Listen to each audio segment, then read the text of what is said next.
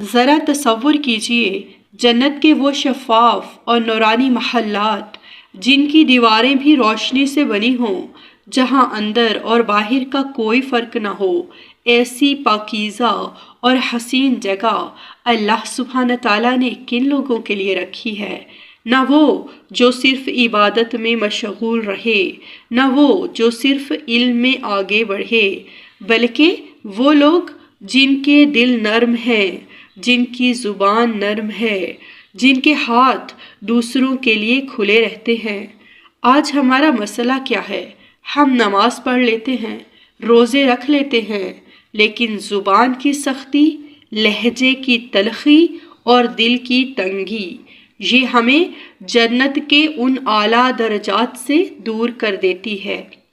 نبی پاک صلی اللہ علیہ وسلم نے ہمیں سکھایا ہے، کسی سے بات کرو تو ایسے کرو کہ اس کا دل نہ ٹوٹے، کسی کو کھانا کھلاؤ تو ایسے کھلاؤ جیسے اپنے گھر والوں کو کھلاتے ہو، کسی ضرورت مند کو دیکھو تو اسے نظر انداز نہ کرو، اور یاد رکھیے گا ایک نرم لہجہ کسی کو خوش کر سکتا ہے، ایک لقمہ کسی کی بھوک مٹا سکتا ہے، اور یہی چھوٹے چھوٹے اعمال قیامت کے دن ہمیں جنت کے ان شفاف محلات تک پہنچا سکتے ہیں۔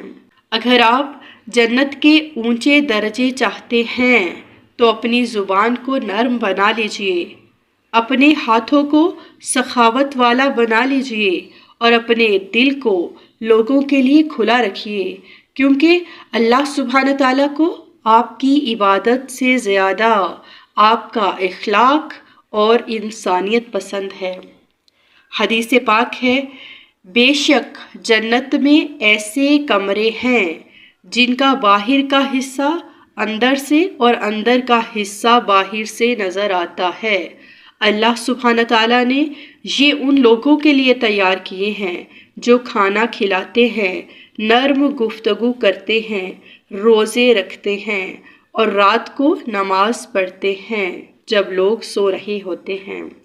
اللہ سبحانہ تعالیٰ ہمیں احادیث کو سن کر ان پر عمل کرنے اور دوسروں کو بتانے کی توفیق عطا فرمائے۔ آمین۔